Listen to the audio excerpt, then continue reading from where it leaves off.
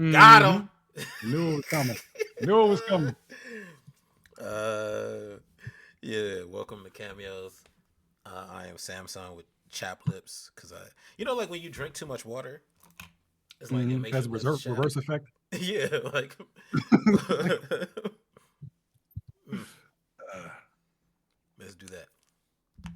do your thing. Nobody With me, judging you. huh? I said nobody judging you. Do your thing. Yeah. Thank you. I appreciate it. Well, I'm Samsung. With me, I have just rambling.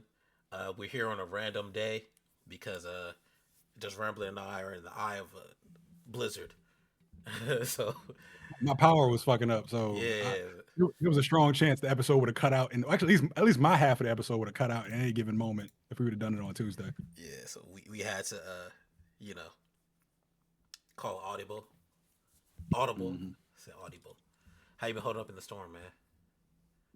Pretty good. It doesn't Spent matter how you've been holding up in the storm. No, you asked me the question first. I'm definitely going to answer it in a very long-winded way. That's going to take up 10 minutes of the episode. I spent 4 hours shoveling out so many damn cars. My neighbor's car, everybody's car. I don't want to see another snowflake Yeah, for at least another year. I don't know why you shoveling out your neighbor's car. Because he's an old gentleman and he needs help, and he reminds me of my uncle. The N word. He's black himself. He probably called you. What's the pejorative term that black people use for other black people? Don't say it. I don't want people to learn terms from us. But just think about it. All right, I'm just saying he black too, so I was helping another black man, We got an elder black man, because I got to represent and look out for my people. What kind of black? Not all skinfolk or kinfolk. No, that's foundational black. Not all skinfolk or kinfolk is what I mean. He black exploitation black. He from that era. He probably is a pimp. He definitely. He probably. The way he speaks, he definitely sounds like a pimp sometimes. Oh, okay. Well, yeah. Slap me on the dark side. Glad you're okay. Glad you got power. Glad you helped your neighbors. There's no community no more. That doesn't exist. Yeah, I know.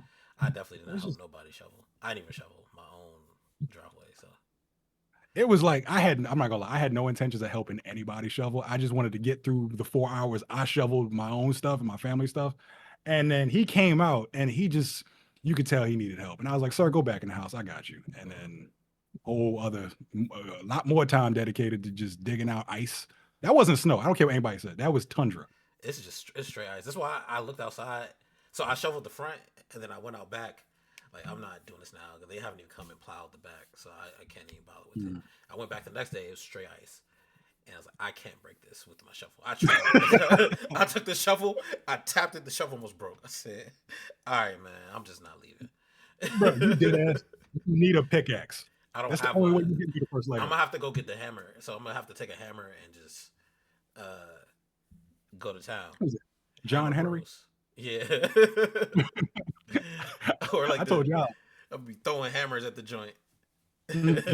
Catching it. I told y'all I was out there in Negro spirituals. Just miserable the whole time. Or your wife in the window. Mixing some grits. With a scarf tied. Oh, man. But yeah, I hope everybody made it through the storm all right. Hope we got power. If you were in the storm. If you were on that, I think most of the East Coast was in the storm, so except Florida. So all right, but what we got? What we got in the news today? No deaths, which is a good thing and a first time for us, and I don't know how many episodes. Actually. So who died? No, I think Corrupt got out of the hospital. That's it. That's good news. Yeah, I think good news. Yeah, I think he got out of the hospital. Yeah. Only bad news I can think of is that apparently Ray J only has a few months to a year to live. In the hospital. That's what they said. It was a few months to a year? Yeah, that was his diagnosis. Apparently he messed up his heart somehow. And oh man, that sucks. Yeah, the doctor said he don't got much time. I hope it's one of those situations where the doctor says that, but then he goes on to defy the odds and live a long, healthy life. But it's just, it sucks. And Ray J's another part of the culture that, he gave us some great music. Mm-hmm. 2 songs that I could think of, but still, wishing him well. But for our first story, we got some good news regarding if you're a Game of Thrones fan, which I kind of am with regards to just 2 seasons of House of the Dragon. A Knight of the Seven Kingdoms has the highest rated first season of any Game of Thrones series on Rotten Tomatoes with a 95. Yeah. Because it's out now. But and was it O'Shaughnessy? That's what. Oh, sorry, O'Shaughnessy is he couldn't do his furry activities. So because of the I snow. forgot about him. Yeah, so he couldn't do his furry activities. So he had a group of a furry commune type thing in the snow. They all got together because the suits are insulated, so they're able to come together outside. They couldn't like get to people's houses, so they kind of like did a mass pilgrimage to his house, and they helped shovel out his house, and then they had some fun in the yard. So that's what O'Shaughnessy was up to. Foo's been making Eskimo food, Inuit food. Is it? I don't want to be offensive. Is it Inuit? I think that's Inuit, the yeah, right term. that's one of the many different There we tribes go. in Yes. Eskimo culture. Yeah, because of the snow, Fu Money's been very cultured. So that's what he's been up to within this food journey. All right. But yeah, sorry. I didn't want to forget about those two. But I think O'Shaughnessy, after he did all his furry stuff, I think he watched maybe the first episode of the new Game of Thrones show, because I'm pretty sure it's out on HBO now. Mhm. He said it was Yeah. kind of boring. Um, I think it was him, right? And then we told him no, it was him because I was like, no, watch Wonder Man, because he asked if we had seen Ah, it yet. I was like, nah, gotcha. we watching Wonder Man. So yeah, I'm gonna check out the Game of Thrones series. I want to see, and if it got that high of a rating, maybe it picks up later. No. Even the first season of Game of Thrones was a little slow until what's his name got pushed out the window. Mhm. So yeah, What's the name? The little boy. yeah, the boy Yeah. is vastly important. I cannot remember that kid's name. He's very important.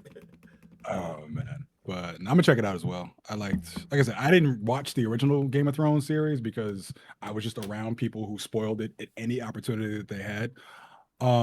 Really liked the first season of House of the Dragon. The second one kind of felt a little slow. You had Rhaenyra doing her thing as the queen, Yeah. and then what's the name? Damon playing Luigi's Mansion in that one castle, just fighting ghosts. Mhm. This Hoping was this is a little weird. better. Yeah. Yeah, I hoping that series picks up. But I'm glad to see that Night of the Seven Kingdoms is looking pretty good. In video game news, Ubisoft has announced a sweeping company restructure that will result in the cancellation of 6 games, including its Prince of Persia, Sands of Time remake, and a delay to further 7 titles. They've closed 2 studios and confirmed further layoffs. Ubisoft hasn't made a good game in I don't know how long. So That's not true. They made that one Avatar game that was a copy of every other game they've ever made. exactly. I'm No, sorry for those people that got laid off though, but yeah, that's always unfortunate. yeah, it's unfortunate. But like Ubisoft isn't really, it haven't been doing great. No, So but they've been. I think they've had. What was that one game they've had in development for like 20 years? I thought it was the Prince of Persia joint. No, that was like a reboot. You talking about the This Division? one, Oh no, that they actually came out and nobody played it. no, That one Beyond was Good and good. Evil. That I one. don't even, I I think don't there's know. the sequel to that one. It's been in development since like 2008. I remember seeing a trailer at one of the E3s from back then. I was like, oh shit, this looks dope. While I was in college, like just Yeah, a lot of time has passed since then. yeah, it's over with. Maybe they're just waiting for Grand Theft Auto to come out so they can charge $100 for a game that nobody wants to play. Hmm. So, Yeah, but I don't know. Hopefully, those who got fired will find better opportunities elsewhere. Hours after launch, High Guard has mostly negative reviews, and although it peaked with 97,000 players on Steam, apparently it dropped by like 80% overnight. because if it's a terrible game, yeah, nobody's gonna play. So, from what I've heard, it's not a bad game. It's just it feels very familiar to so many other games we've already played. Which makes it, to me, that makes it bad. Like if you have nothing to set your game apart, it makes it bad. Yeah. I think it has good quality. It's just we've seen it all before. Like there's nothing new it really adds to the multiplayer conversation. So it's like if Yeah, this had come out like as they if you just play this game in a pocket, I think it's of good quality. But if you, it's kind of like it's very derivative. It's So it's like we got this at home. Why do I need to? I don't need to get it again. it's like reheated tacos. That's what Yeah, it feels like, or reheated McDonald's. That's a better we got analogy. McDonald's at home. Yeah, but it's just I feel bad because I don't think they Mhm. deserve the hate that they receive. The only reason they're getting this much hate is because what's the name? The Game Awards dropped this as like the big premiere at the end of the Game Awards ceremony, which is usually reserved for like God of War, Final Fantasy VII Remake, like They, the they big probably oh my god they probably moments. pay for it, right? They pay for the placement. Um, I don't know. Oh, so okay, so I did read an article that said originally it was supposed to be a shadow drop. Like it was supposed to just be this, like no one knew about it, and then one day they drop a big reveal on the internet and then hope it takes the world by storm from there. But Jeff Keighley insisted that it be the big reveal at the end of the Game Awards. And as a result, even though it's not a bad game, people are like, we expected way more from the big finale for the Game Awards. So Mm. that brought that hate to what I don't think is really deserved. And as a result, they just got shitted on ever since then up until now. I think in this I'm landscape, not you got to do something that's, uh, I guess, marketable, has some type of vast appeal. Like look at what Arc Raiders. yeah, You know, agreed. it's even even though Marvel Rivals is just Overwatch, right? Yeah. It's marketable. You got Yeah, to it's do Overwatch something with famous with characters. yeah, right. So easy money, right? You have to be Yeah. able to do something like that. And if you can't do it, don't bother because people are just gonna like the little Toy Story Woody meme, like yeah, I'm done with you, and then just drop it. Yeah, it's like over with. Yeah, and it's like it's pretty much a generic hero shooter, and a few of the complaints that I heard were that it's 3v3, but the map is massive. It's like why you Mm. got 6 players running around on what should be like a Call of Duty Warzone map, Yeah, it doesn't and make sense. it's like and like the other complaint was the game flow, where it's like, okay, we're having this shootout, but then we got to pause for a moment to go play Minecraft and build a base. Then we got to pause a moment to go play King of the Hill again, and it's just like it doesn't really feel like intuitive. It's only two It's teams of it's three. yeah, it's 6 players total, 3v3 That's stupid. on a massive map. It should Like, be multiple teams. All right, whatever. yeah, Good luck but to them. I Oh, think this should have been like an alpha test, see what people think, then drop it. But hey, mhm, it's unfortunate. yeah, I wish them all the best in their future endeavors as well, because they probably not gonna have a job for long. yeah. Oh, also before I forget, I want to say rest in peace to Sims Mobile. I see Miss Luna is watching. They retired the Sims Mobile game. It's been sunset. It was sunset like January 20th. So sorry to all you Sims Mobile players and all the So homes and things that you built on that game. so everybody's wives. Sorry to everyone's wives. Yeah, she was on Reddit posting like the people she designed, and then Hmm. people were so, yeah, look who I made. I was like, oh, look at this community. This is That's cute. cute. No toxicity in here. I can never do That's rare. That's that. rare for a video game. Yeah. Like to have an online community where everyone's happy and rooting for each other. I've never heard of that. It's inevitable that somebody like slings an N word and then it all goes down from there. Yeah. So Yeah. that's important. Um, Director Gore. Wow, what am I jumping around to? In I thought I had more video game news. In movie news, Gore Verbinski says Unreal Engine is the greatest slip backwards for movie CGI. For those who don't know, Gore Verbinski directed the Pirates of the Caribbean movies, the Mhm. first 3. The good three. Yeah, the good 3. Mhm. And he gave us what is quite possibly the greatest CGI character in Davy Jones. Like, I think I can't say it's a competition, but when I think of like amazing CGI characters, it's like Davy Jones, Thanos in Infinity War. Um, help me out here. Anybody else? You're not gonna say the entirety of Avatar? Oh, Avatar as well. That's They yeah. look I great. just don't care about those movies. That's why. Like I don't. you're absolutely right. No offense They to they James do Cameron, count. but yeah, I don't really care about them Yeah, either. But they look but great. it's like yeah, they look incredible. They're like I always see those movies of like tech demos as like what the industry can do to push CGI forward in the next Yeah. 10 years. But instead, they're using Unreal Engine, which is pushing it back. So Yeah, and that's why everything looks bad. Like, yeah, like and you're not supposed to be using Unreal Engine for your films. Although for I'm pretty video. sure Unreal still markets like, yeah, you can do this in film. I remember Mhm. when I was reading this article, I went to their site. It's like, it's there, but it's not great for film. It doesn't look good. Mhm. Eh, Yeah, but it's sad. I, He's not wrong. at first, like, I don't think he's wrong. yeah, he's not. Originally, I thought it was because of crunch. That like you had these amazing artists who were being put into these extreme time constraints, and as a result, they couldn't make things to the best of quality. But it turns out it's that as well as Unreal Engine. Yeah, need a better standard. Agreed.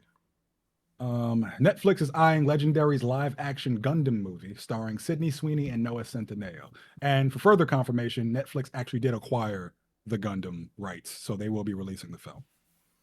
Oh, so the deal is finalized. I remember when that happened, when we saw the article, they hadn't said anything yet. They hadn't Yeah. confirmed. All right, well, sorry, I Moving love on. Gundam. No, I really love Gundam. Gundam is such a great, like, Gundam is very, very consistent. Like, there's so many different Gundam franchises. All of them are good, besides like one, right? Uh, and I don't care. Like, you don't have to have like only Japanese people. Like, Gundam is one of those things where like it's multi uh, ethnic, right? There's people from that are assumed to be from different places, right? They're not just everyone's Japanese. Mhm. So it's not even the casting or like them not casting Japanese people. It's like, Sydney Sweeney cannot act. So I'm not like, She's you know what got I mean? one hell of an agent. Yeah, yeah. 'Cause she keep getting in stuff. Her movies just keep bombing. And besides that one, what was it, The Housemaid? Hmm. I don't think that bombed. I think that like was very successful. Yeah, that was. But I think it was carried more by Amanda Seyfried than it was Then Sydney Sweeney. still, she can't act. No offense to you, Sydney Sweeney, but yeah, just don't be hitting. So like, I'm not excited to see her in Gundam because I love Gundam. So, Mhm. but whatever. Uh, Netflix. Oh, sorry. Maybe Paramount was right about Netflix because they keep every time we turn around, they keep getting something new. They're like the Thanos of Hollywood now, just Yeah, acquiring all the stones. they get all the IPs. No. Paramount. Maybe Uh, they're Paramount's. Maybe they're not hating. Maybe they're like, yo, we gotta stop them. They might be right. you know what? It'd be funny if like Paramount has the right idea. They're just having the wrong guy lead the crusade. Yeah, they should have hired Because someone else. yeah, they should have had like Mark Cuban at the helm, like a Yeah. billionaire like that. People root for, where it's like, okay, now we're on the side of the good people who are like trying to defeat the evil empire. But they just got what's the name? What seems like a very spoiled rich brat. I mean, his dad has all. He just got TikTok, so they got all types of Yeah, stuff over there. That's why nobody is trying to listen to his dad is like the Thanos of like worldwide information now, him. or Yeah. at least information on the west side of the world. Like it's crazy. Yes. All right. I don't know where to go for any sort of information these days. Like it just like they took PBS from us. NPR, everything is gone. I mean, no, those are still there. You just have to donate more now. And there's an organization for those that want to donate to keep public broadcasting alive. Uh, Mhm. I don't have the link for you, but there is. I wasn't about to share it. I don't remember what it is, but there is a place where you can still get them some much needed money. Actually, matter of fact, go to the NPR site. I think they have the link there. I can't go to the site because I'm like doing this. Mhm. But yeah, That's good to know that. yeah, it exists. It's really good news, though I'm a little worried. Ryan Coogler's Sinners leads Oscar nominations with 16, the most of all time. Yeah, congratulations. Oh, and congrats to Michael B. Jordan. He got his first Oscar nomination. Um, we'll see if he wins. I personally don't know if he'll win. I don't think Leo will win. Um, maybe Timmy Tim. I really liked Timmy Tim's performance in Marty Supreme. So, Mhm. but we'll see. I don't think Michael B. Jordan doesn't deserve to win. But I think my friend was Mhm. talking about like first time Oscar bias. So like your first time nominated, usually people don't win. Yeah, so I think what's going to happen is the same thing that happened at the Golden Globes, where they get nominated for Sinners gets nominated for a lot, but what it actually Mm. wins is a small percentage of that. I mean, Ludwig going to win Like, again. So yeah, Ludwig's definitely going to he win. going Ludwig going to Um, win. Ludwig always. Yeah, he going to win. I I It's would no love it brainer. If Delroy Lindo won, I would but too. I don't think he is. Nah, he deserved one because he hasn't got one. He needed one for Roman Must Die. That's when he should have got his I first one. And the one, see, people don't y'all didn't see the one, but I saw but it. Jet Li, that's how I discovered Papa Roach. That fight scene at the end, losing my side, losing my. Okay, I'm not gonna get us copyright struck, but yeah, I 100% agree. Delroy Lindo should win, Yeah. but this is the Hollywood industry we're talking about. I think it's probably gonna go to anybody else, probably Skarsgård. Oh, for what film? I don't know. I just saw he was nominated. I'm quite certain he's gonna get it. Uh, Yeah, it's like, so there is this unspoken rule in Hollywood. It's kind of like sometimes they do it in politics where it's like you have to wait your turn. It's not always about the best. It's about like, oh, you've done your due diligence, you've done your yeah. time, and now you get rewarded for it. But I feel like also, so that happens, but then like sometimes people will be like, this is a collective snub. Like when Malcolm X, right? Denzel didn't win for Malcolm X. So, Hmm. right, that was collectively, everyone, no, this he was snubbed. And then he won for Training Day because he should have Yeah, won for Malcolm X. Right? Same yeah. with like, who was it? Was it when Leo finally won his? Hmm. For the Revenant, Yeah. What was the other film that he was Wolf of nominated Wall for? Street. Maybe. And I think like there was a time where Tom Hanks won, and everyone was like, "Nah, that should have been Leo." You know what I mean? Like that. I Mm. think that happens a lot. But I think that's happened to Leo at least like yeah, it seven happens to Leo a times. lot. But I think for Delroy it's different because Hmm. he's. Uh, I think it could, for him it could be his turn, but for Michael B. Jordan, I think he might have to wait his turn. That's the first time bias. Like Delroy is his first time, but also he's been in the industry for so long, right? Hmm. I think he's waited long enough, and he might Yeah. get his. Uh, but we'll see. I don't know if like Sinners will win like Best Picture, but also like Amelia Perez won a bunch of Oscars. Or they, That was if that movie had come out this year, ain't no way in hell would have won as yeah. much as it did. I Sorry, think it was what you? more representative of what the culture was at that time Yeah, than that movie's anything. Like, terrible. It's really bad. yeah, no, And then yeah, but it got. sorry, it won two. It won two Oscars. I think the term DEI is stupid, but it is sometimes applicable. Yeah, that was a DI award because that movie's not Yeah. good. And no offense to me, no black, me Dominican, but she shouldn't have won for that movie. It's just Oh yeah, she did win for that. yeah, she won, and then they won Best Original Song, which song wise, like all right, whatever. Mhm. Ludwig wasn't in the running, so that's why they won for that song because Ludwig if wasn't. Ludwig if He wasn't Ludwig's in the there. running, he's automatically getting it. You don't Yeah, even got to Ludwig. ask questions. Yeah, what we talking about? Give it to Ludwig. All right, so we'll see what happens. Yeah, I would like I said, Sinners is my favorite movie of 2025. I would love if it got all the awards, but if I had to hazard a guess, I would think it's only going to get like three, maybe four. Yeah, one of which is Like, Ludwig's. yeah, Uh, one of which is Ludwig's. I would love if Delroy won, but I don't think he is. yeah, I want Delaware to get one. I would like it if MBJ did win, but I can understand why he I don't didn't. think he's gonna win. Yeah, like I could I say, really think it's gonna be Timmy Tim. I think it's going to be Tim as well. Sorry, So for those who know, I Timmy Tim is Timothy Chalamet, but on the yes. street they call him Timmy Tim. That's what Justin used to call him back in the hood. Timmy Tim used to take his See, lunch money. it depends on which street you're talking about. On some streets, he's known as Timmy Tim. On my street, he was known as Malibu's Most Wanted. That's disrespectful to Timmy Tim. He's still mad at Timmy Tim for that time. He was trying to walk to the bodega, and Timmy Tim said, "Give me your money, man." He sung it like a punk rocker. No, I was Like, trying to do the because you said Miles was wanted. And remember when Tay Diggs and Anthony Anderson or like the fake Give me gangsters. your money or I will dust your ass. Yeah, give it up. It's just very funny. Clack it. It's references. Oh, yeah. We're nerds, Uh, man. for- yeah, seriously. Unfortunately, the Vince Staples show has officially been canceled by Yeah, this Netflix due to sucks, viewership. man. Some bullshit. I feel like they don't give things enough chances. Like I didn't. Season 2 was cool. I love season 1. Season 2 is not as good as season 1 to me. But like, yo, give it another shot. Like, shout out to Vince Staples.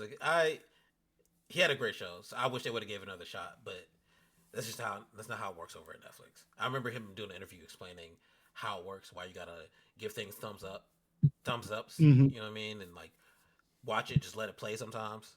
That's the only way you're gonna keep something on Netflix.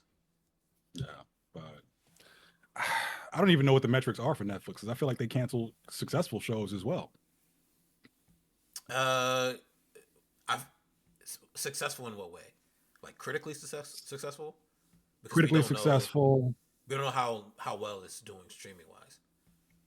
true, See what I'm saying? but I don't know. Maybe it's one of those cases where it's like people claim it's successful because they only care about it after it's canceled. Could be. Yeah. It's like, how could you? And it's like, y'all weren't watching. So I feel like I have a good segue from that into another story, but I can't remember which one. So let's just go on to Keenan and Kel are to star in horror comedy. Keenan and Kel meet Frankenstein. That's cute. I'm happy. Yeah. I'm happy they're finally back together. I think they're Keenan. To me, Keenan's only at his best when he's with Kel. So Agreed. Keenan just he just be trying to keep a job. So he'll just Keenan treat like acting like it's a 9 to 5.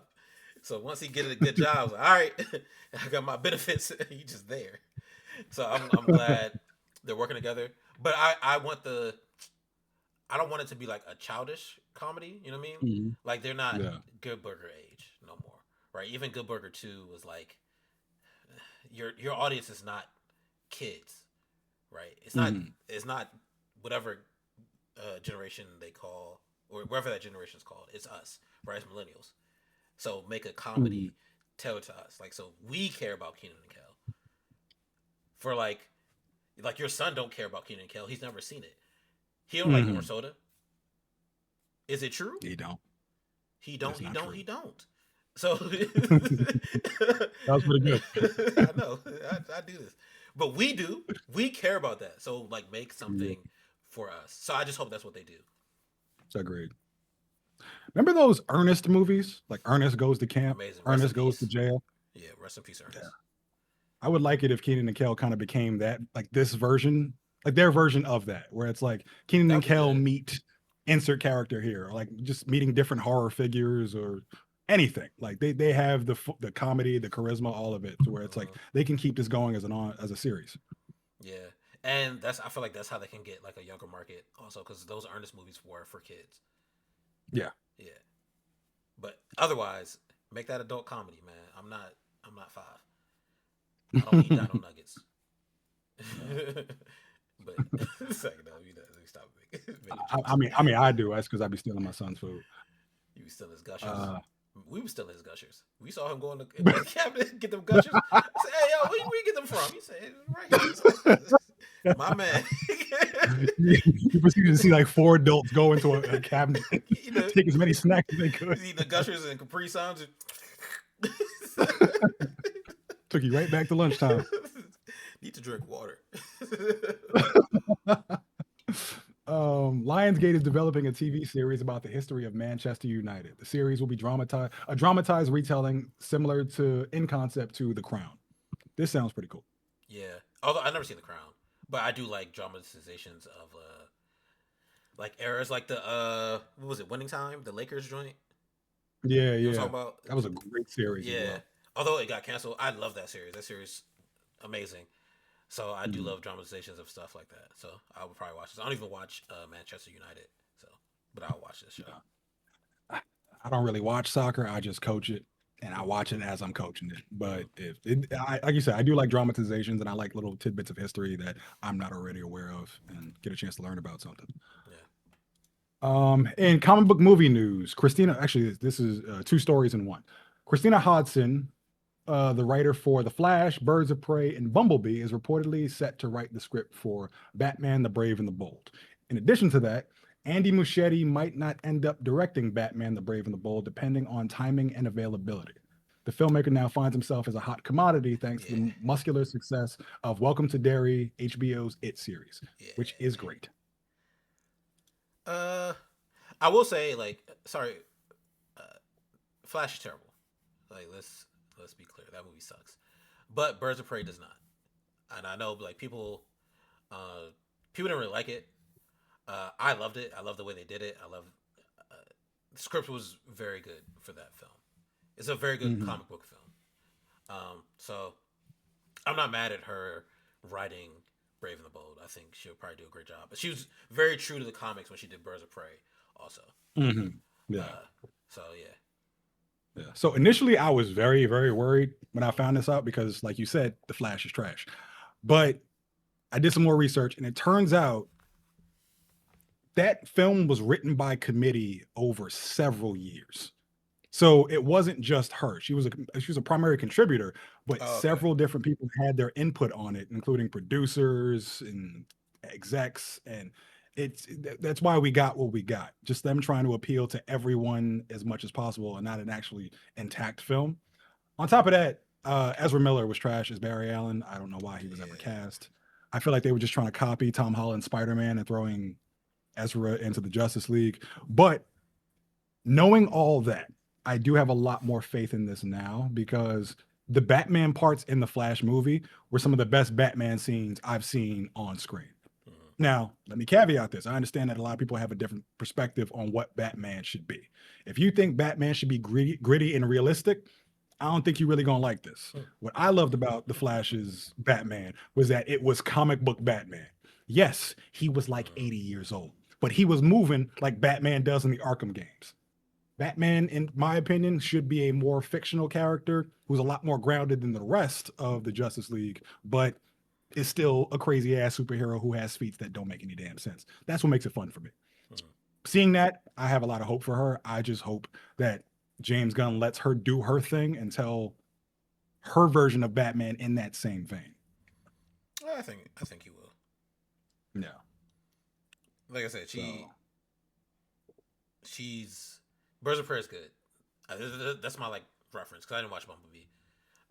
mhm. Like that's my Bumblebee was pretty good too. it just wasn't for me. Yeah. So Yeah, it was Transformers. It was definitely for me. yeah, yeah, it was for you. It wasn't for me. But Birds of Prey was pretty good. So uh, I think I think she'll do fine.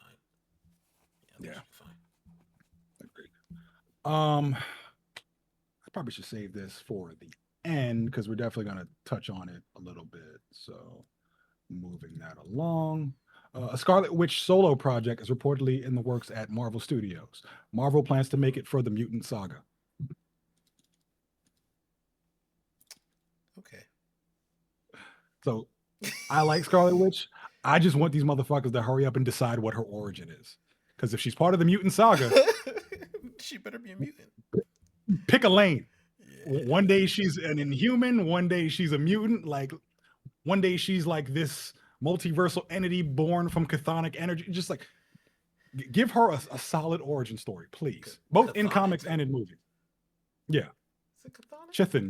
Chthonic. I don't know. It's not. It's not chthonic. That's Cthulhu. Cthulhu, Chthonic. So Chithin is It's the. her patron demon. Isn't that Juggernaut's patron also? Or is it I could have different? swore it was awesome. We're gonna get into this in our last final Yeah, we'll story talk about that because later. There's too much shit going is on. All right, confusing. yeah, let's move on. But But yeah. we'll see. I will say. Sorry, I will say this before we move on. Marvel has really stepped it up series wise. So uh, I'm not mad at Scarlet Witch series. It's just like, where is she coming from? Also, like she was just dead. Wasn't she just dead in the other film? Like, make up your mind. That's where I'm at with it. But like, as far as series goes, I am starting to have faith again. Like Wonder Man's very good. Ironheart was pretty good.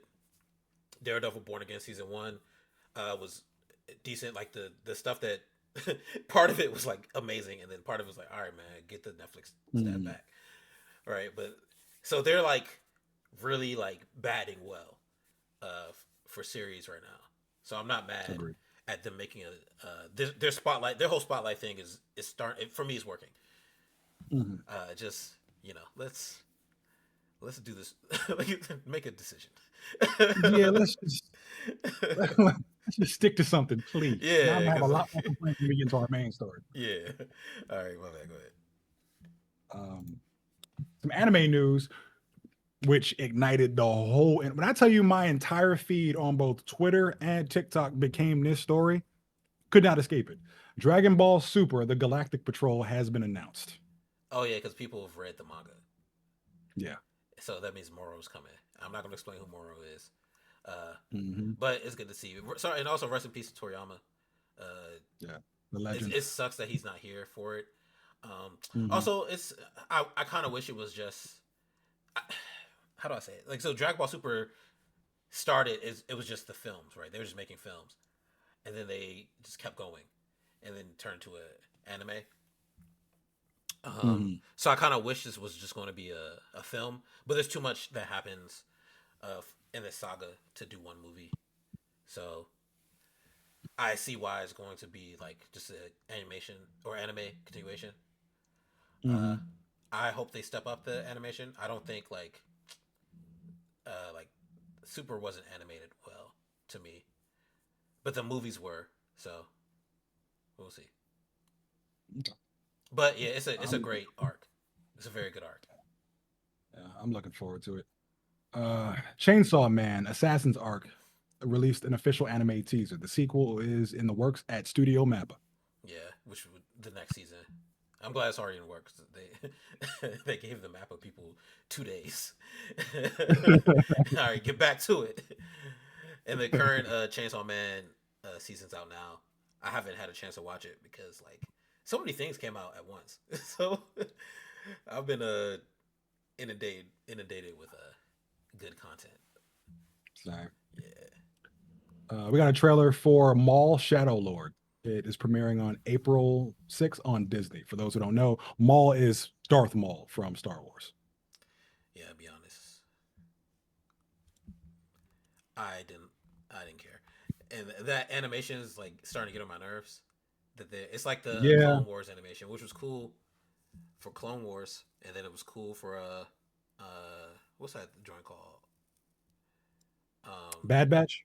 nah, not Bad Batch because I didn't watch Bad Batch. The other one that Ahsoka uh is it Um, like leads into Ahsoka. forgot. Like you need to watch it to understand who these characters are. Yeah. I forgot what it's called. It's really good. I just forgot what it's called, but it's I'm getting tired of that animation. And then like this is another. If you know what happens with Darth Maul, you know at some point it leads to Anakin Skywalker. So I don't care. I just don't care. Yep. Yeah. I'm in the same boat. I love Darth Maul as a character. He's a I great character. just Him and his brother are amazing. But yeah. yeah, I'm like drained at this point. One of his monologues sticks with me to this day. It's when he's I don't Mm, want to spoil it for anybody, but essentially he's talking about the the current order is what dictates what's right and wrong. mm, And he's deeply intellectual. Like he's so much more than what we were originally introduced to him as. And I did like how they expanded upon him. But mm. my sentiments always go back to I'm worried about what they're going to do with Star Wars because they haven't made the best decisions. And I'm tired of the Anakin Skywalker Yeah. saga. Like I'm Plus, just let's move on. and plus, the new head doesn't even like the best property that they've put out in, Hmm. in I don't know how long. So, which is Andor. Sorry, Andor is the best, hands down, like the best thing they've put out in a long time. And Yeah. Filoni does not like it. So to me, that should just tell us something. It should tell us We gonna see what happens. we're going right back to more Skywalkers. Nah. Okay. Duke Skywalker. Shout out to Duke Deuce. I love that song. Oh, and it's like even if they explored like the lore from the novels that came out, because I know that when the new Star Wars universe was being formed, they wiped out all the books. So pretty much it was Mm, just like down to the movies and a few TV shows. But even if they got into all the side lore, I'm like, I still wouldn't be interested. I just want to be done with this era. Like, I want new things, and they Mm, don't seem intent on doing that because they just want to keep plucking member berries. yeah. So you Um, get the easy money. no. We got a trailer for Daredevil Born Again season 2, which premieres March 24th on Disney Plus. Uh, I didn't like the song they used, but it does look interesting.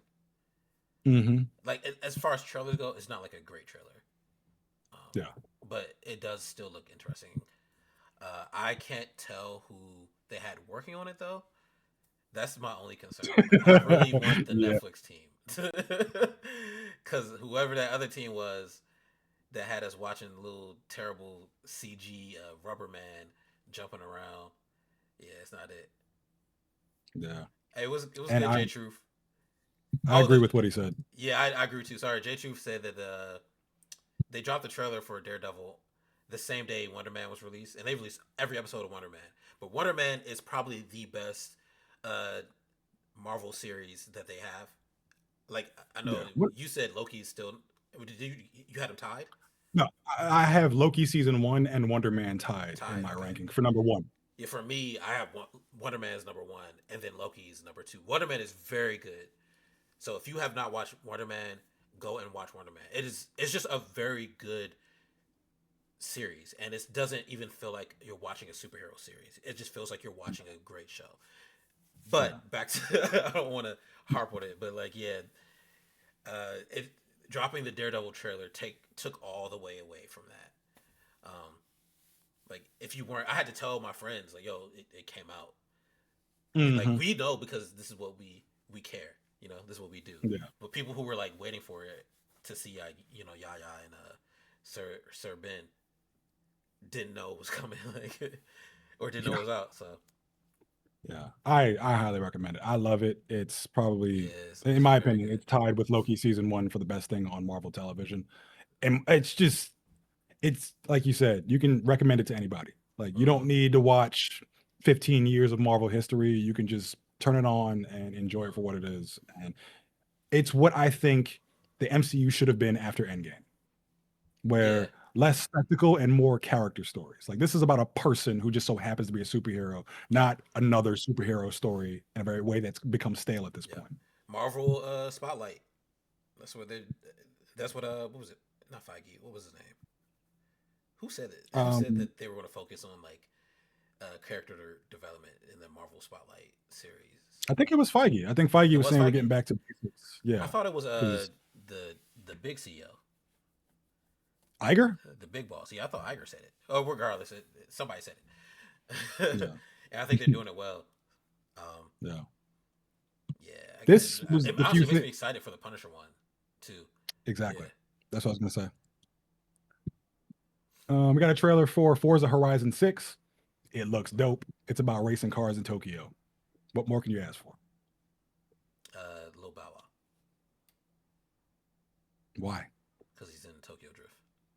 You ain't never seen Oh, Fast we and don't need Furious that. Tokyo Drift.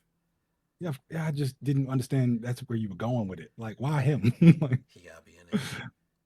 no. I wonder if you know how they live. Oh, I can't sing Copyright. no more. Chill. Fast and I don't even know if you can hum music in these damn First streams. of all, I was singing the right notes. That they actually could strike that joint. It's like, oh nah, that was the correct tone. The notes were right. The, the melody was correct. Oh, they could really strike that. I should have taken it off key. I Uh-huh. can't do it. And then now look at it.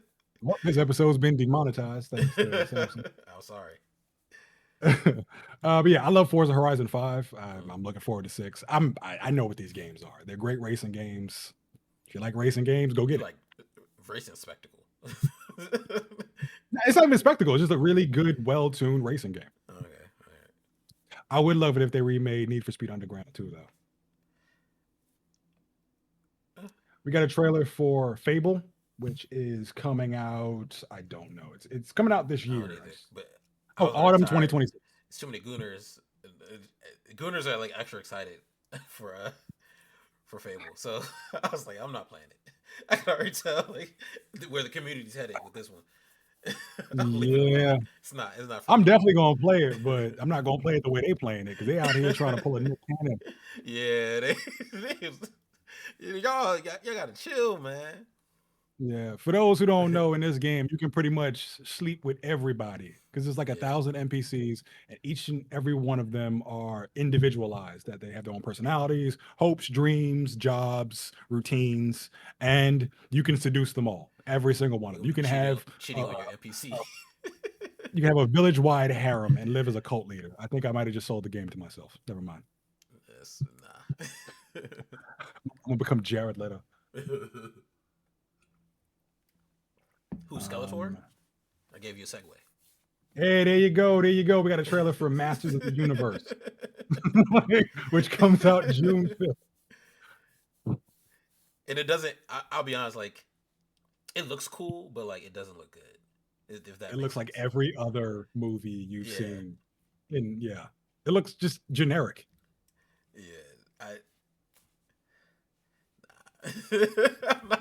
I can't do it. So In the trailer, he takes a sword, hits somebody, and they fly back. It's a sword. What are we it's a, doing? I agree with you, Is but it? it's a PG-13 movie. It's like a bastard sword, so it's like blunt. Yeah, I don't know. it's I don't know. They can't actually slice people in half unless they have like goo or ooze instead of blood. So like remember like Power Rangers when they hit the putties and then like black goo would spurt out of them? That's how they can do gore in children's stuff. But anytime blood gets involved, then you start to mess with the ESRB rating. What is it? The ESRB is for video games. Just the general audience ratings. Yeah, but He Man But wasn't. He wasn't fighting like. Well, they're not humans. Not all the time, anyway. Whatever. He Man was just created to sell toys, so it's it's I've had a few things that I did like. I think the characters are very well cast. I like the dude that they cast as He Man. see, I J2 like he Idris really want to be Elba. Jared Leto. He was he responded to what I said. He really want to be Jared Leto. My bad, go That ahead, was a go joke. ahead. You're about to incriminate me. Um, I do okay. On the topic of Jared Leto, I do like Skeletor the way he looks. He looks like classic Skeletor. They did that very well. My only question is, what personality is Skeletor gonna have? Because again, I'm not like a diehard Skeletor fan. That Sorry. that's what he needs to be. He needs to be campy and corny and a little bit gay. That's the Skeletor I know. Like he has to be like, But yeah. Like, I want that comical and one. then run off. Until we meet again. But so for those that don't know, Mark Hamill is the original voice of Skeletor, uh, Yeah. and Mark Hamill's also the voice of the Joker. Uh, and Jared Leto Mhm. played the Joker, and now he's playing Skeletor. You see the pattern here. Uh, Correction. Jared Leto played the Joker terribly. That's a very he important did, detail. but I say that to say most likely he's probably going to play Skeletor terribly. So I just don't want him to be serious. uh, Like Skeletor is not like Skeletor is like in the same camp as like the classic Joker, Mr. Sinister from the comics. Just very like hmm. drag queen, like flamboyant. Like just you take that away from him, he doesn't feel like Skeletor anymore. He just feels like any is other generic villain with magic. I don't think I don't think Jared Leto's like cares about the lore and like is looking at the actual character. I will say I Adam just don't looks know how like he keeps getting jobs. because of his harem. Somebody in his harem works at the studio. Allegedly. Like he hasn't been convicted yet, so His we can't alleged just go harem. around. But whatever, y'all check it um, out. I guess whenever it comes out. That's like yeah. I'll wait till it's on streaming. Maybe we'll see. So my gripe with it looking like everything else we've seen with regards to like superhero films. Plus, it's like the color is also very muted. Um, when the teaser for the trailer was released, they had this 80s esque feeling like, oh, going back to the original classic heroes. And it felt like something you would find on a VHS. And I thought that was really cool because that was what they were going to lean into in terms of aesthetic. But then when the trailer came out, it was just like, oh, this is Guardians of the Galaxy. Like, that just it felt like we reverted back to that. And then like with the music that they chose for it, it's very like orchestral and big, but it's like when you think of He-Man, you think about like corny 80s stuff. So it's like I know 80s music has been in a lot of trailers as of late, but I think this would have been the perfect opportunity to have like Rocky music playing, like he's the best. Okay, I'm not gonna copyright infringe us, but you know the songs I'm thinking about, like I Need a Hero, those sort of things, like I feel like they could corny have. classic ballads. I think they could have done that, but with like more current music. Like I don't Hmm. because it still looked like present day, right? So as long as we're present day, you can have that corny present day feel. Like I just think uh, people that do this type of work need to expand their music library. There's plenty of music I out mean, there. it should have been more stylized. Like this just looks like everything else we've ever seen. It's like if you had an opportunity to make it feel more like an 80s classic, like an 80s rock of So, ages epic you know how with like it works, man. It's like focus groups. We're gonna do what works. This is what resonates with this demographic that we're trying to reach. So, or they came out in yeah, droves when this film did this, so let's do it too. And that's it. yeah, but it's like my question is like, is it even working? Because everybody I've seen talking about this film, it's like there are parts that they like, but they think it looks like everything else. So I mean, I guess we'll see what the box office looks like, but I just this could have been done so much cooler. Yeah, it Like looked better than the again, Steve I'm Sweeney not. movie. So, I mean, anything does. yeah. No offense to you, Steve We got Sweeney, but moving on. yeah, still movie. uh, what are the movies we got? We got a first trailer for the live action Lord of the Flies series, written by Adolescence co-creator Jack Thorne. Yeah, I'll check that. I actually don't remember anything about that book. Well, that's not true. I remember enough about that book. Uh, Mhm. but yeah, I'm gonna check it out. Yeah, the writer intrigues me. He wrote for Adolescence. That was like one of the Yeah, I biggest love that movies. show. Oh, it's a cautionary tale if you don't keep an eye on your young boys as you're raising them. We got a first trailer for Paradise season 2, premiering February 23rd on Hulu. Cannot wait. If you haven't seen Paradise season one, it is amazing. So Yes, very excited for season two. Cannot wait. agreed. Um, Secret Mall Apartment is a story about in 2003, a group of young artists I'd be sending built a those hidden random posts and apartment stuff inside a Rhode Island mall that went undetected for years, filming everything along the way. Why did you post this? because I thought it was interesting. So it's on. It's going to be on Netflix. Is it there now? I don't know. It's just a documentary about like these artists that hit an It, apartment in the mall. it Like, doesn't give a date. Oh, actually, no, it's on. Oh, you're right. It's on Netflix right now. okay, yeah, they were like sneaking things in there. I was like, how did they even do this? It's like it's just very funny to me. It's like I'm definitely gonna watch this. So yeah, check that out. I like random documentaries. That stuff is interesting Yeah. to me. We got our first look at Will Poulter and Don Cheadle in Boots Riley's new film, I Love Boosters. The film follows a ring of shoplifters who take aim at a cutthroat fashion maven by stealing her clothes and selling them at a discounted price. Now, let me warn That everybody. looks very good. That sounds like a very normal premise for a very normal film, doesn't it? It's not. This is Boots Riley. It's going to have some crazy ass twist that has you thinking about it for the next 6 years. I promise you. It looks very good. Wait, is Kiki Palmer the fashion person they're robbing? She's in it, I but think I so. Yeah. can't tell what her role is in it. No. And I distinctly remember going to see Sorry to Bother You. I'm like, oh, this looks like a quirky film with an interesting premise. Everything went left. It was a great film, but holy shit, I was not prepared for anything I saw. I love that film. Yeah.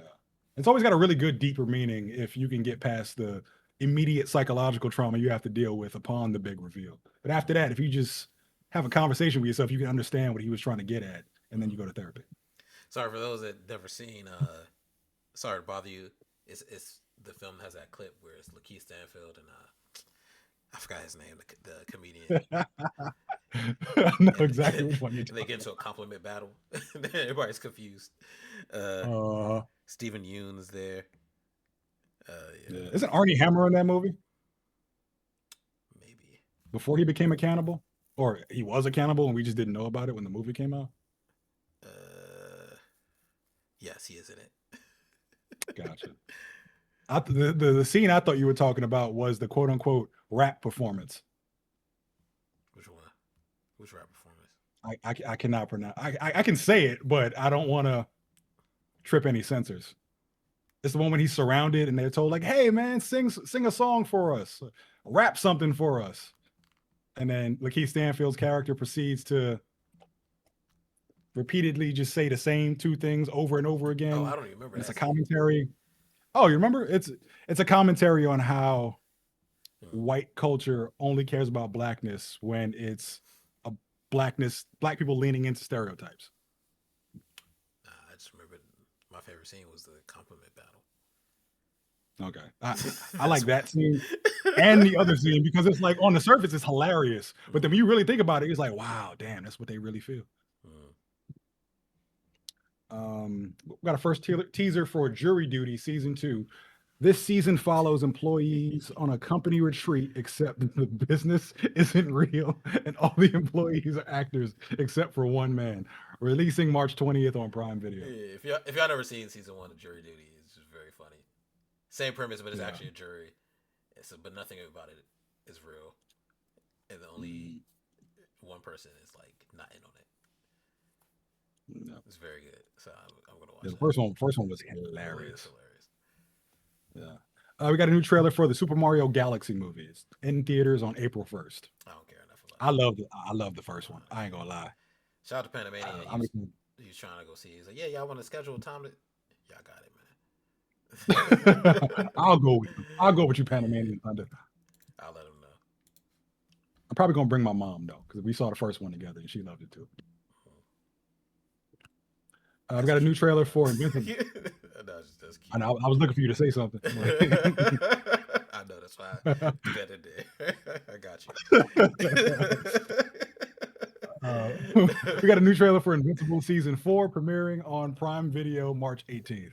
I'm excited because of Yeah. Thrag but the animation doesn't look better, so that's the only thing I'm I've worried come to about. accept that it's never going to get better, but I'm really excited for the Invincible War and seeing Thrag.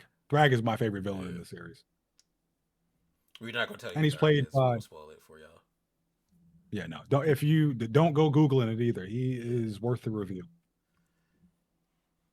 And that brings us to our main No, it doesn't. topic. You better not skip What that. what I know you. You know you skipped it.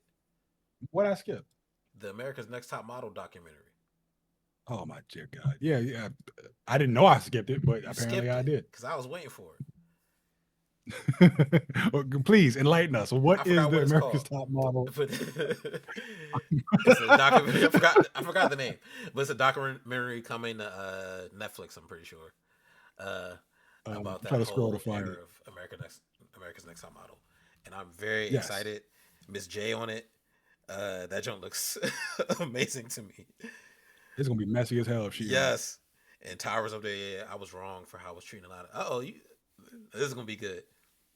Mhm. So I can't wait for It's that. called it's called it's called Reality Check, and it's premiering on February 16th on Netflix. Yep, cannot wait. Yeah, that does look pretty good. Don't you leave that one out. All right, main Now topic. on to our main topic. This week, DC Comics president Jim Lee said that Japanese manga and anime is incredibly powerful. He often finds himself wondering what is missing in Western comics and why aren't they able to achieve the same flavor. He thinks that manga has an advantage over American comics, which are mostly about superheroes, and that's where the majority of sales and readers are concentrated. In Japan, it's closer to literature, and anyone can read it, and it's not just hero stories. There's a much wider range of genres, like stories about cooking and soccer. You can draw stories from that. Isekai. So I'm very happy. So yeah, that as well, with very Yaoi. long titles. Sorry, go ahead. Go ahead. So I'm very happy that manga has been so successful because it gives me a goal to aim for. Now, the reason why this is our main topic is because people saw this and it immediately devolved into a internet-wide debate about manga versus comics. Sam, as everyone knows, is a diehard manga fan who also loves comics. I am a diehard comic fan who also has become a lover of manga, thanks to Samsung, actually. Not So the Yaoi though. I that's what didn't we get get. you in the Yaoi. You found that by yourself. Yeah, I just browse the internet way too much, and I have a morbid curiosity, and I look at shit Discover I should not Yahweh. be looking at, and I immediately X that shit out. I'm like, okay, I've gone way too Nah, far. we was over your shoulder. Put the Lisa meme. Like, hey man, what's going what's going on in your computer? What's that? It's like, nah, it's Oh man. But right. yeah, all that crazy shit aside, what were your initial thoughts when it comes to this? Well, one, I think he's right, but Uh-huh. and part of the sorry, my lady told me like we discovered the meaning between discord and discourse. Uh, Hmm. I was using discourse wrong for a long time, but now I'm about to use it right. So part of the reason for the discourse, or part of the discourse, they were talking about like just the fact that for manga specifically, it's like one creator, right?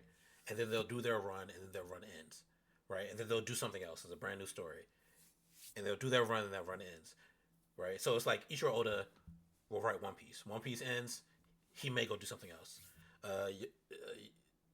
What's his name? Tagashi, the creator of Hunter x Hunter, right? Or matter of fact, first he did Yu Yu Hakusho, did that, ends. Then Hunter x Hunter he's doing that. It's gonna end. Uh, how you say it? Gege. For Jujutsu Oh, Kaisen, Jujutsu Kaisen, right? crazy. Okay, Boom. got Do it. It ends, right? But that's not how it is in America for comics, right? You'll have like Kirkman. He'll have his Ultimate X-Men run, right? But then someone else will also have an Ultimate X-Men run, right? And then here we have a Fantastic Four run, right? But then someone else has their own Fantastic Four run, right? It's too much overlap. There's not like enough to be invested in here as there is like in other countries. It's not like Toriyama never went to work on Yu Yu Hakusho, right? He doesn't have his own story of Yusuke in the demon world, right? He has Dragon Ball, Dragon Ball Z, the thing he did before those. His son did GT, right? We're back with Super. This is his stuff, right? And no one else comes to write their own uh, Dragon Ball Super stories, and I think that is why comics don't go as far, and they don't have like the type of like uh, longevity in sales that like manga has. And sales is weird because what's the high selling uh, book of all time outside of the Bible? it. It's like one of the Batman or Superman comics is like up at Oh, the Action top. Comics. Yeah, right. Because it's been out for so long. Mm. But then like Yeah, if it hasn't surpassed already, One Piece is already up there. One because it's been out for a while, but it's the same continued story, yeah. and it continues to develop. And I love comics, but I do think that if they had adopted that route where like you get Tanahasi Coates, right, to write all of Black Panther, and then once he stops, that's it for Black Panther. Now you have to go into some other thing. Like if you want a continuation, it needs to be all right. Well, now it's Shuri, the Black Panther, and now it continues. Right? You don't get a whole new Black Panther run with a new comic writer and a new artist, because then now it's confusing. Now it's convoluted, and now we have continuity issues, right? Because look at Superman. Look how like the powers of Superman vary based on who was writing it.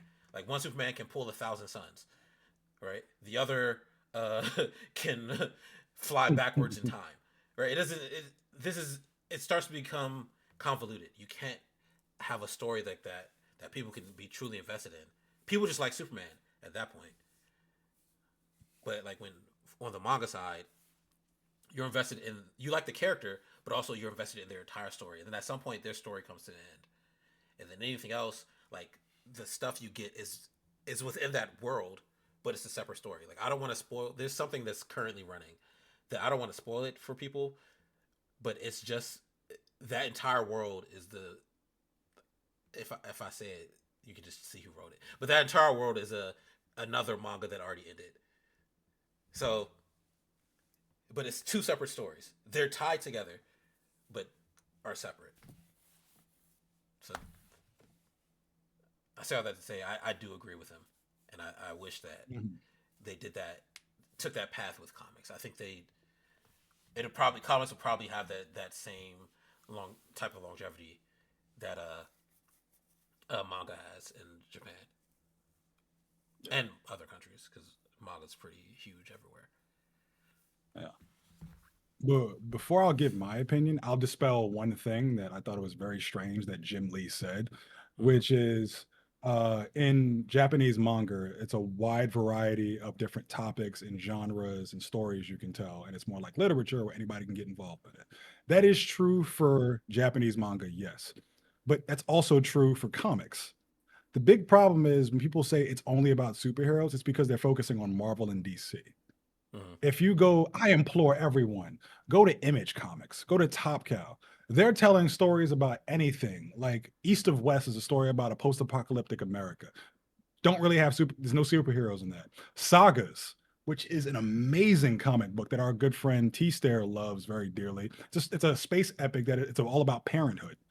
Um, what's the name? The Wicked and the Divine is a story about what happens if gods were reincarnated as pop culture icons like Prince and Mm-hmm. Beyonce, and like it's just there are plenty of stories that have been told in comics. So it's just to say that comics are only about superheroes is wrong. What's the name? The Sandman is another example where Mm-hmm. yes, he's part of DC universe, but the Sandman is about godlike entities who are constantly having to weigh the struggles of what their duty is as those beings who preside over the universe. So that's just false. Um, I will say though, as much as I love comics, I've been reading comics since I was a literal child. And I will fully admit it is the worst way to tell stories. Like I'm Mm-hmm. able to enjoy the comics that I love because I've been in on it for so long and I understand how comics works. But me use my sister as an example. After Across, it was no, Into the Spider Verse came out, she was absolutely fascinated with Miles Morales, and she was like, "Oh, I want to learn more about Miles. I want to read Miles' story. Where do I start?" And I immediately shrunk, and I'm like, where to begin? Like it'd be easy to say, okay, just go to Ultimate Spider-Man after the death of Ultimate Spider-Man and when Miles takes the mantle and that story. But then wait, there's another story that might be more in line with what you want that deals more with like multiversal stuff. And that's like what's his name? Miles Morales, Spider-Man issue 1 from like 2017, and it just gets all very confused and convoluted. Whereas when I told Samson I was interested in One Piece, he just said, read One Piece beginning to end. That was it. It was a very easy jumping on point. And yes, the amount of One Piece comics can be intimidating, but they're very easy to read. It's the same way you can see a book with the Harry Potter series. Harry Potter's series has like 7 books, all of them with like varying size, and the pages are somewhere in like the 400 to 500 count. That can be intimidating on the outside looking in, but if somebody new wants to get on board with it, they can very easily just read it from the beginning and not have to worry about, wait, does Harry Potter jump into this random event that took place after Civil War? And wait a second, J.K. Rowling stepped out, and then George R.R. Martin stepped in, and now he's writing this arc. And then wait, hold on. The continuity got a little messed up because he had this interpretation of Harry Potter's wand powers, but then J.K. Rowling had her own different interpretation. And that is why, as a different aside, every once in a while you'll hear me say something like, "Oh, I think this character can beat this character in comics." Kind of like how I said Damian would wax Dick an episode ago, and I fully Oh, recognize yeah. where I went He wrong. said it again. Dick Grayson, Told y'all for he like that clarification. yaoi, man.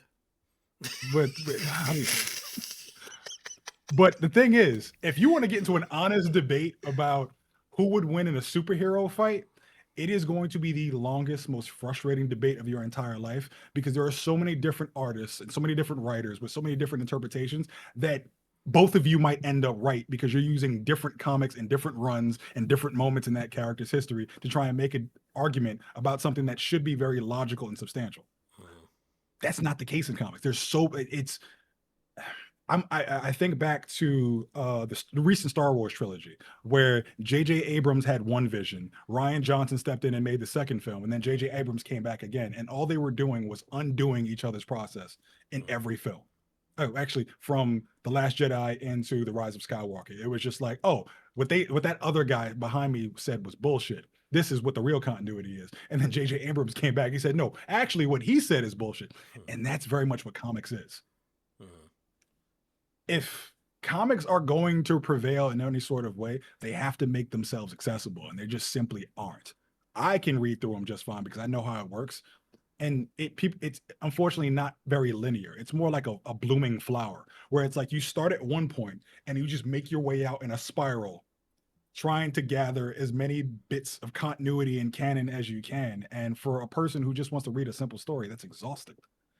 So there are two final points I'll touch on, and that is the one thing that manga will always have over comics is the anime. The anime is a one for one retelling of the print, Mm-hmm. in that, Sometimes. yeah, I mean, sometimes they'll diverge, but if like for the most part, you can take direct quotes and moments from the comics, I mean, from the manga, and compare them to the anime, and it's like the same carbon copy, just in motion. It I depends. get it. No, no, You're an no, no, anime fan, so you're a purist. So you go nitpick. I no, get no, it. no, no, no, no, no. Because for like, I'll give you an example, right? Like, look at Full Metal Alchemist, Mhm. right? There's two Okay. because at one point the creator took a break, and when he took the break, they Mhm. just did what they need to do to finish it, and then he came back, finished Yeah. the manga. So then they had to make Brotherhood, right? So it couldn't. You have to watch them Mhm. both and stop at one point, start the next one to get the one for one Gotcha. telling, and then like Soul Eater, right? It at a certain point it has nothing to do with the manga. They just change everything. That's why I say it depends. It depends on what you're watching. Even the But for the Shield most part, Hero, yeah, for the most part, yeah. But some things it's not like that. Uh, yeah. I never like these days it's starting to get more and more like that because they do everything by season, so they're able to Mhm. like Japan likes to stay ahead of the Mhm. actual television series. Since they do it by season, they can do that, and it gives the manga creator time to write something. Gotcha. I'm sorry, but yeah, go Yeah. ahead. No, but like that. Okay, so currently the hottest selling comic book is Absolute Batman. For those who don't know, Absolute Batman is Mm-hmm. an alternate universe Batman that asks the question of what would happen if instead of a universe built on hope because of Superman, a universe was built on despair because Darkseid is in control. And as a result, what makes a lot of these heroes who they are in the mainstream universe has been flipped on its head. So in Absolute Batman, to give you an example, Batman Bruce is poor now. He's not the multi-billionaire. He is a poor kid from the streets, from crime alley, and his rogues gallery, which consists of like the Riddler, Penguin, Waylon Jones, Killer Croc, like those are his best friends now. The kids he grew up with. And I'm not going to spoil it because it's an amazing story, but that is the biggest selling book in comic books to the point where Marvel doesn't even appear on the top 30 until number 22. Like everything else is just like Batman, Batman, Batman, Batman. Actually, no, Batman doesn't. Actually, no, Marvel does appear in the number one category because this last year they had a crossover book where it was Batman and Deadpool. So they needed Batman in order to get into the top Mm-hmm. 20 in any sort of capacity. But everything else after that is just like absolute Batman all the way. Why? Because it's an amazing story and it's easy for readers to jump on. If anybody random came up to me and said, "Hey, I want to read Absolute Batman," I don't have to do the whole blooming onion rose slash whatever and try to connect all the different lore and continuity. I just hand them Absolute Batman number one and just tell Mm-hmm. them to read it throughout. And it's all one writer. It's the same writer. The artist changes here and there, but that's not that big of a deal. But It's still the artist is still great. yeah, you said something about the artist. I don't agree with like needing one artist for an entire run. I think for me it's like you need one writer for the entire run. So it's their Mhm. consistent story. And then whoever you have draw it is who you have draw it. I think having the same artist keeps it consistent. Like for manga, Mhm. the mangaka is the writer and the drawer, and then they have like a staff that helps them. And I But like that. like that's why they have to take breaks though, because it's the way they work in Japan is like crazy. Like I've Mhm. it also they'll have like things that will come out like let's say Shonen Jump first, right? And then Yeah. sometimes it's not finished. right? So then they'll get to the actual volume and they finally finish all the work. But that's just how it works over in Japan. Yeah. But same art. But I feel like for comics, it doesn't need to be the same artist. It could just whoever uh, is hot right at the time, draw it, right? Get it out there. Hmm. Even like because you know like let's say like Thanos Imperative, right? It's a Okay. story that happened years ago, and they just did it twice, and now here we have it with new art. Or matter of fact, the incursion joint, the battle world, right? That's happened before. Hmm. Just the old art, No. it's that old '80s art, whenever it came out, right? And then now we have new, better art. It's really the same story. Mhm. But if it had just No. been some one long continuation of an Avengers story, I don't mind the art changing as like we get into. Matter of fact, it could change as we get into new sections of uh, an Avengers quest, right? So they do Mhm. one artist. All right, boom, that ends. New artist for the next one. So, gotcha. I'd be down for that, but one of my biggest gripes in comics is that when they get an artist that is amazing on a specific arc, and then the artist that comes after is just dog shit. Like the drop in quality is substantial. Like I will never forget. There was a run during the New 52 back in like 2011. It was called Red Hood and the Outlaws. It was a decent story, but the art was incredible. It was written by an artist named Kenneth Rockefort. I think he drew the art for about 13 issues. And then when issue 14 hit, the quality just fell off a damn cliff. And it made it all feel just like I'm a stickler for that sort of thing. And it's like I understand a lot of people won't care about that, but I like it. I like the consistency of manga where it's like the mangaka is the one who is like writing, drawing, and there's just that same consistency throughout. And it's like what I was getting back to before with Absolute Batman. Imagine if they made not an anime, but a animated series that was a one for one retelling of Absolute Batman. It's the hottest book on the shelves right now. Mm. And to just take everything that everyone loved about that and just replicate it in motion with a great art style, great music, everything we love about anime. Like, imagine how just how much people will go crazy for that sort of thing. And I Mm. think that's what comics really like need because that's the one thing that's been lacking where like you have animated features, but they take too many creative liberties. And for like fans of the comics, Yeah, they'll have a lot of gripes with it. but I think if you do that now, then we get into continuity issues, right? You can't make an absolute Batman uh, property for like television when we have Yeah. the Batman, right? Robert Pattinson Batman. We're getting another Batman. We just talked about another Batman movie they're making, right? We got Ninja Batman, right? Aztec Batman, For Aztec Lego Batman, Batman. it's too much at this point. At least for like manga and anime, it's one thing, right? Like for the most part, Mhm. anime is the one for one retelling of whatever manga it follows, right? If they have a movie, I think, and also maybe it's because anime they've done this for so long. If they have a movie, it's either the first three episodes of the next season, or it's a non-canon event. Like a bunch of those My Hero Academia movies have nothing to do Mhm. with like the actual story. It's just the same characters and like its own thing. So you can watch it independently and then go back to the thing that you enjoy. So they have a good system, right? So there's Mhm. continuity because it's all the same book, all the same writer, all the same artists. Uh, Yeah. Anime follows the book almost exactly, all the same, Mhm. right? Boom. And if you have a movie, uh, you're good. You don't even need to to know what's going on for the most part. And I appreciate that now they've gone into like with Demon Slayer, they've gone into like making films that are part of the canon. Uh, and I think we talked about this before. One Piece has so much of a story. They would do well to make films that are canon that give backstory for events that Oda hasn't had time to explain in the manga. That would be good.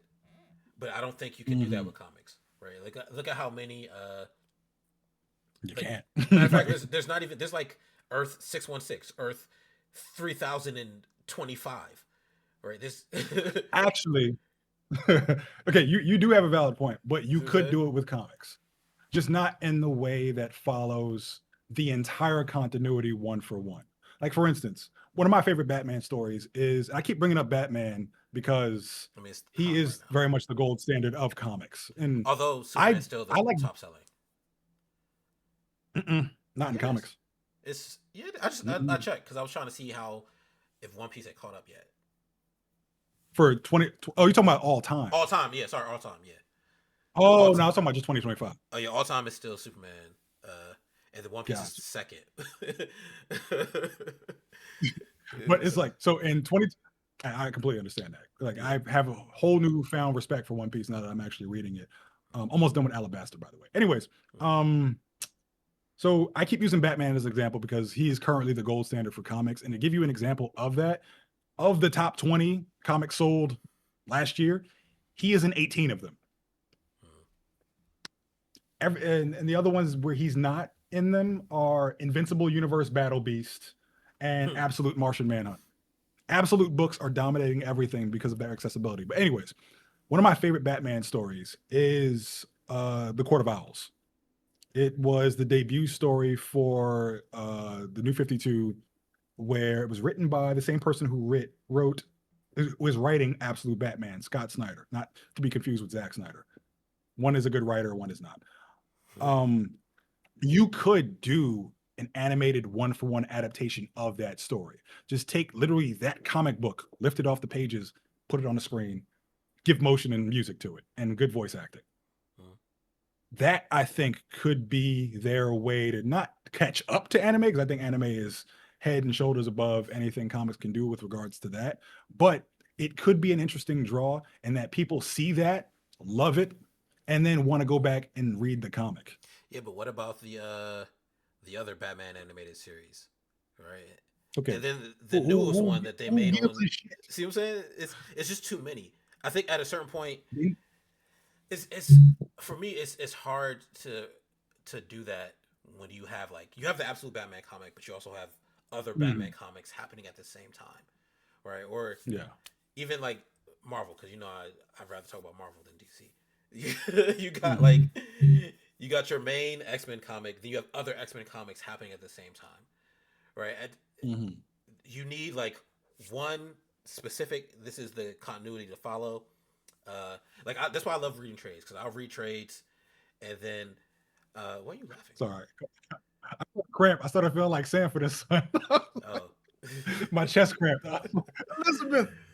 oh, well, I love trades because if sorry trades are like uh main comic stories like compiled into one, so you don't have to buy like individual books. It's like one Mhm. big book, Yeah, yeah, right? And yeah. it'll pull from all the other books that matter that are part of the story. So that's why I read Mhm. trades. I'd rather comics do that. Like they take the trades. Here's the main story. This is what you follow. This should be written by the same person. Art wise, I don't care. Like I don't care who Mhm. drew it, but it should be written by the same Fair. person until that story ends, right? And then you take that specific thing, make a series, right? And you only ever make a series with that main canon continuity story that's written by the one person. So you have like everything set, right? Like Superman, this is Superman, this is what his powers do. Ignore all that world breaker Superman stuff that you had going on. Here's Batman, here's what he can do. Absolute Batman's cool, but that's not canon. This is the canon, right? It's the same Mhm. for like all their characters. Then you take those, put those into like live action media or like cartoons, however you want to do it, but it's focused. That's the only way Mhm. to me that comics can have that same type of longevity that anime and manga are have and are having, right? Cause I don't know if I said Yeah. that right. There needs to be a definitive edition, like of like, okay, Yes. this is the primary canon. But You the know what? problem with That's that what you should is, call it. Definitive DC. So if you see the definitive DC, oh, this is canon, and everything else is like, oh, this is cool. Enjoy. This is for fun. and if you, if you see it, remember to give us our credit because we came up with the fucking concept, and I don't want Of us to be definitive robbed. DC. I feel like definitive DC. Uh, Definitive Comics. Definitive Um, Comics, yeah.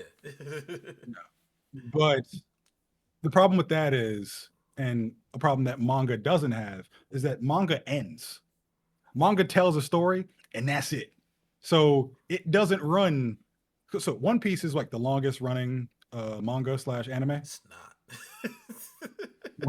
Which one is the longest running? It's probably like, pretty sure Hajime no Ippo is still going. Uh, Mm-hmm. what else? Case Closed is probably still going. Hold on. Mm-hmm. I think it's actually Case Closed from manga. Hold on. Mm-hmm. Oh no, it's Gold 13. When did that debut? 1968.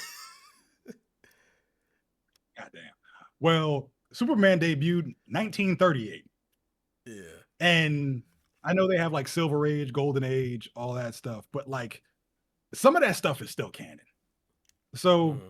in order to tell like the definitive edition for these characters who have been existing for damn near 80 years, you would have to make it to where every arc that exists in their story, like whether it be like Brainiac showing up or Parasite devouring the city's power grid, and Mm-hmm. that would have to happen like every 3 days in Superman's life. And like mind you, this character's been going on for like 80 years, and but in canon, he's only like I want to say like 35, depending on Mm-hmm. what point you're reading in his story. Like it's confusing, but like the New 52 attempted to do what manga does, which is reset everything from the start, tell a story that would be the definitive edition and make it accessible to new readers. But the problem was they got rid of a lot of the stuff that the old readers liked, and it felt like the old readers were being replaced in this desperate effort to draw in new ones. And they didn't draw in new ones. So it just as a result, like they eventually, I think they went about for about 50 weeks because they actually no, they got all the way up to 52 issues, and then that's when they had a pretty much an entire reboot, and they came up with like DC Rebirth, and they brought back all the stuff that people liked that preceded New 52, which was like the post-crisis era. But anyways, it's just like it's hard to try and do what manga is doing from a comic standpoint because it's so much. They don't let characters die. They don't let stories end. They have so many different writers with different interpretations, and some interpretations are incredible. Like for instance, I think the greatest iteration of the X-Men that's ever existed has been the Krakoa arc. I love what Chris Claremont did with the X-Men, and I'll always cherish that and them in the X Mansion. But when they elevated themselves through Krakoa and became a nation of mutants, that was the most interested I've ever been. And then what happened? It went for a while. Jonathan Hickman told an incredible story, but then Marvel editorial stepped in and told him he can't do what he wants to do. He backed off, the sales tanked, and then eventually they had to put all the toys in the world that Jonathan Hickman had built back in a box, and then some new writer hopped on, and now X-Men is nowhere to be found even in like the top 100 of sales for comics because it's just not as interesting. So it's like it's frustrating because where like I want comics to excel. Yeah. Editors are always messing things up. It's, Yeah. even for manga, like their editors. Sometimes the editors like sometimes the editors help. Like for context, like for Naruto, at first of all, Naruto was Mm-hmm. supposed to be about literally it was supposed to be about a boy eating ramen with his grandpa, and then That's cute. what's his name? What's the creator of Naruto's name? Kishimoto. He took that to his editor. His editor's like, nah, make it about ninjas. he did that. Came back. Then he had the dog. A dog was a Hokage. The editor was like, nah, man. So like editors help. Matter of fact, fun fact, because I found this out. I'm pretty sure it's true. I gotta go check it. But like, there's a character that dies in Jujutsu Kaisen. Right. The only reason that Mm-hmm. character dies is because the editor was like, Gege was gonna kill. He was gonna revive someone, right? And then the editor was like, you know, if Mm-hmm. you do that, people are gonna think you're sexist. So instead of doing that, do this. And he said, you know, that's a good idea. But because she said that, he killed her favorite character. So that's why. That's why a character. He said, he's like, you I'm pretty sure it's true. I gotta go make sure. But I saw it, I was like, that has to be true. This is just too funny. So editors Yeah. sometimes like help, sometimes they hurt. Um, Hmm. but like I feel like uh and maybe manga doesn't have this like issue of like uh actually no, who had a terrible editor? Somebody hated their editor. It might have been Toriyama. Like he hated one of his editors. And everything his editor said, he hated Hmm. it. I gotta go find that story.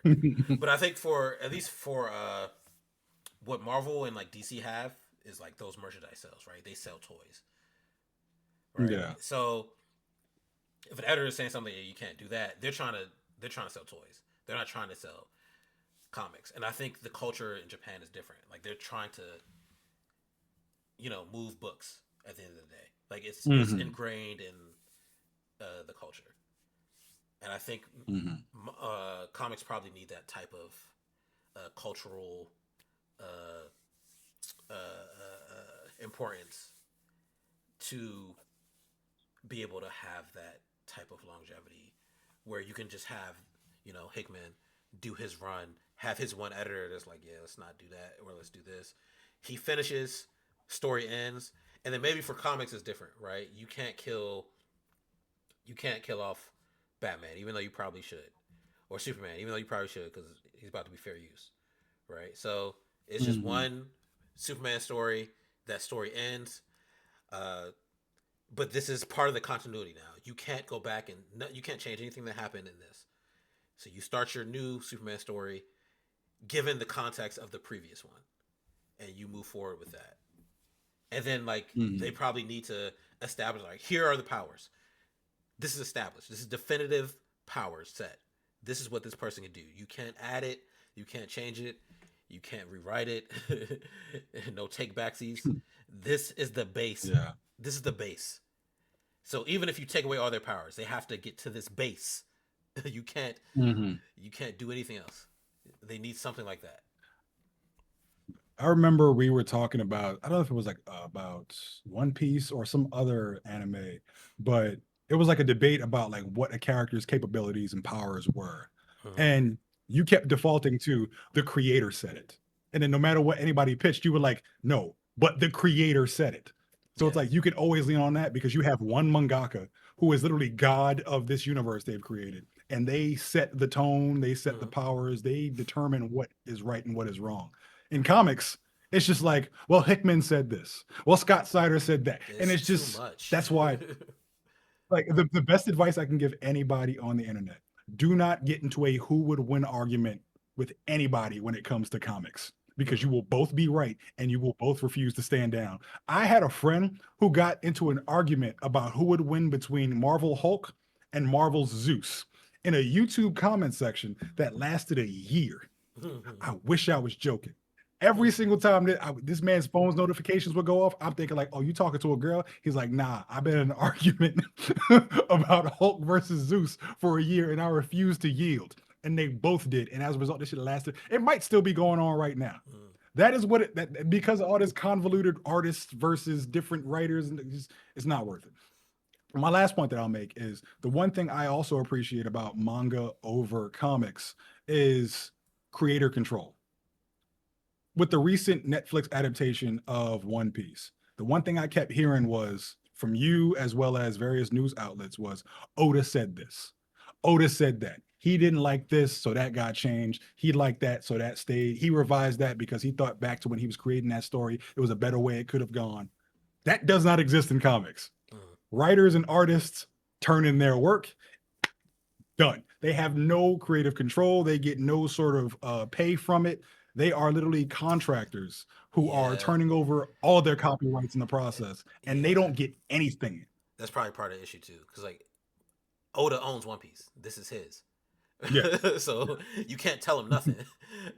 You're gonna come in and say, "Yeah, we're not doing that." Yeah. So, and He yeah, it's retains full probably creative control, as it should be. yeah. But for comics, it's not like that. It's the company, and the company No. can just Yeah. whatever's gonna pay the most is gonna. This is what they're gonna do. Yeah. Jim It's tough. Starlin, I think he created both Thanos and Bucky Barnes. if I recall correctly. Mm. During the height of like the MCU, during the Infinity Cycle, where Bucky became like this amazing anti-hero and Thanos rose to become like the big bad evil, Jim Starlin didn't get shit. Like, that's insane to me. Like, he created characters that went on to become billion-dollar entities, and he don't get a single kickback. Nah. Meanwhile, Well, with manga, they return. What's no, up? go ahead. Go ahead. They return. They retain full creative control. They get their money's worth, like as it should be. And it's like Get artists paid. are stepped on so much, not just in the world today with AI, but it's just like even before then. And like my dream. We're currently coming up on what might be a decent film that only marginally gives me migraines, or something that results in me turning the entire theater into a pyre because I'm gonna set it on fire, which is Doomsday and Secret Wars. Mm. I have issues with it because in the comics, the arc from New Avengers into Time Runs Out into Secret Wars is my favorite story that has been told in comics ever. I would love it if the writer, Jonathan Hickman, and the artists got the same top billing that you see in credits as executive producers or directed by. It should be like directed by, executive produced by, story written and drawn by Hickman and Esad Ribic, or any like they should be held to the same standard as the people who just gave the money or directed the film, because without the actual source material, none of this would exist. Mm. But because of the way the Marvel and DC industry works, these creators just get pushed to the wayside. Yeah. And you've heard many artists speak out about it, but they don't get anything as a result, because it's like, hey, everyone defaults to you signed a contract, you knew what you were up to. But it's like, is that really Yeah. fair? They'll die, and their families saying the same thing. Sad. Yeah. But I will say this, because then we probably do gotta end soon. Oh shit! It's Yeah. almost 10 o'clock. So we say all that, but there are comics where like the creators do have that type of power. Like look at Invincible, right? Robert, I don't know why I was about to say Kirkman. Robert Hickman has that creative, I almost said Robert E. Lee, but continue. but he has that type of creative control, right? So let's say anything that happens in Invincible, you gotta talk to Robert, and he's gonna get that kickback. He probably all over that Mhm. show, because that's matter of fact he is, because remember he was in certain episodes of Invincible. He's telling stories that he didn't have a chance to tell, like the whole that little Yeah, like yeah, yeah. demon like detective. And he was doing Mhm. stuff. Everybody, what is this? It's because he Robert trying to tell that story. Or look at Spawn. Mhm. Todd McFarlane just owned Spawn. So if Yeah. and we haven't had a Spawn property in a long time, but like if they like made another Spawn series, or like we're good. It's continuity. It all exists, and I'm sure all the Image comic stuff, same thing. So there's a potential for um what manga has, but I don't think Mhm. that potential exists for DC and Marvel, because of like it's just a big corporation. It's like a little mom and pop coffee shop versus a big corporate one. Yeah. You're not as free in the big corporate one to like do your store how you want to do it. You gotta, Mhm. and then you're not going to get the same kickback, right? You're not going to make the same profits. The company getting it all. So No. yeah, No. I will invite anyone to go read comics outside of Marvel and DC if you don't just want cape yeah. shit. Sagas is an amazing story. Mm-hmm. Undiscovered Country by Scott Snyder is also great. I said Sagas. Sandman, which is Vertigo that became DC. I mentioned a few others No, we're not earlier, reading but Sandman. yeah, He had to it's. cancel. Oh yeah, I forgot he got Yeah, incriminated he with a had to bunch of. cancel that man. I will say like Static Shock Yeah. with Static Shock and what I forgot what's the name of that? Mhm. Is it Milestone? Milestone Milestone, Comic? yeah, it's Yeah, like Icon, yeah. It's Static. Static Shock, and Yeah. they got a bunch of others. But Static Shock is not owned by DC. DC just licensed the character for like random stuff they want to do. It's owned by it's Yeah. like He recently black appeared owned in company. a DC comic. Yeah, because they had to go ask like, hey, can we Mhm. use Static? I guess. That's the way it should be. If I want to That's how it use should be. Luffy, I don't go to some big corporation. I got to go to Oda, the man himself. Literally go to Oda. Anything you want to do, go talk to Oda. All right. As far as what we're watching, Wonder Man, Wonder Man, Wonder Man. Watch Wonder Man. It's amazing. Also, the director or writer, sorry, the guy that wrote Wonder Man was Daniel Destin something. What's his name? Cretin. Crichton. Daniel Destin Crichton. Right. He did Shang-Chi. He's working on Naruto. Um. What else did he do? Now I gotta go look it up.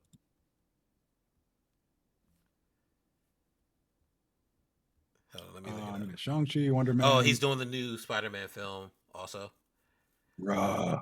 Yeah. Between Shang-Chi's action and the story being told in Wonder Man, I am now even more excited for a Spider-Man brand new. Yeah, I will say that. That's why I wish they were like.